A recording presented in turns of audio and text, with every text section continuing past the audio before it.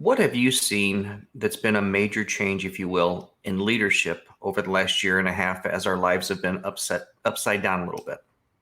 So there is a significant amount of what I'd call skill adaptation taking place in leaders, those who are there and those who are aspiring to be there. The best way would be to think of it as an image. If you would think of the letter L, leadership, as that a scripted loop, leaders at one time were expected to be that L, that loop, where you kind of bring people in and help move them forward towards a set destination with kind of rules all around you. And sometimes that was a big loop and sometimes it was a tight loop.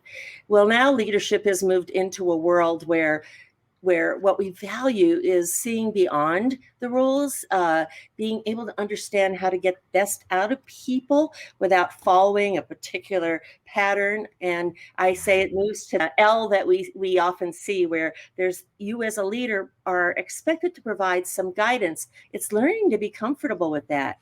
But how does it directly affect leadership?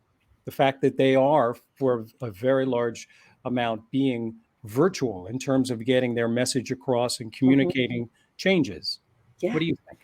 Well, yeah, that's an interesting question. And I've actually had a few clients where we have started to delve into that impact.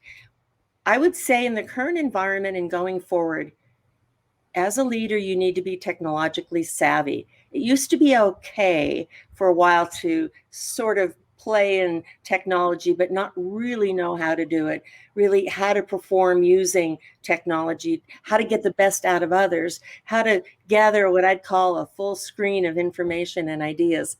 And now it's like I put acting skills on the top of the heap for leaders, because you have to know your audience, know your screen, know what's going on behind the cameras and in front of the cameras. And now, people want to say, oh, we're going to get through this and we're going to go back the way we did it before. I don't think so. And I'd be very, very surprised in what I see happening at some companies right now. A few of them not going back to their towers. A few other things like that tell me that the leadership future is using technology to be a leader, not dealing with it, using it. And a very intelligent gentleman once made the comment to me that he thought as a leader, it was his job to cultivate and transition the people that report to him into taking over his position. But I have not seen that often in leadership's mentality or processes. A, what do you think about that? And B, have you seen that much in your endeavors? Oh, you've hit on an interesting spot that I don't think we talk about very often. In my coaching world, one-on-one, I find that, people are just reluctant to find their successors. I mean, there's this second nature still, protect what I have. Hey, I'm doing well. If I bring her in or I bring him in, there's a chance they might outshine me. So I think there's that instinct in there, and it's not always front in our minds. So when we're asked to do this, to shape our successor or find our successor, we take this deep breath and kind of figure out what we need to do with it. I also think it's that, the fault of our talent leadership and our talent plannings in organizations to put it on the shoulders of the people who need to have a successor for two reasons. One is I'm not sure they're going to find the best successor for a lot of different reasons. They might help groom them. But you know what? The successor probably needs to be different than the person who's in the position right now.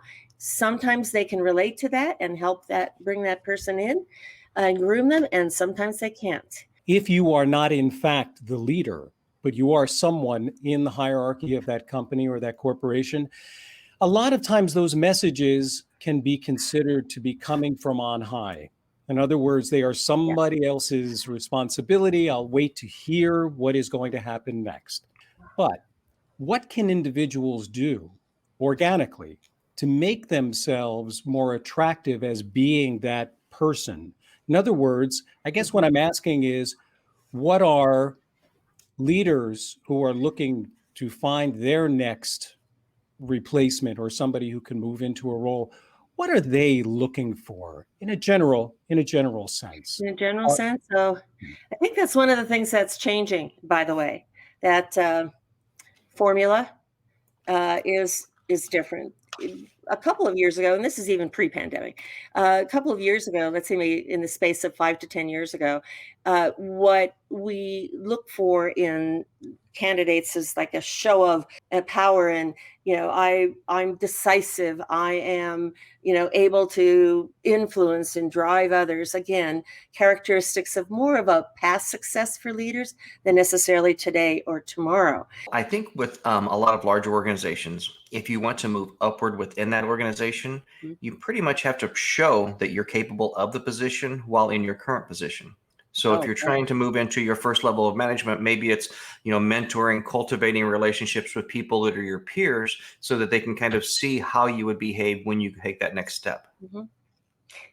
I think there's a set of skills. In fact, if we were right now going through a coaching exercise, what we talk about, I kind of use the old consulting kind of 4-box. What do you keep?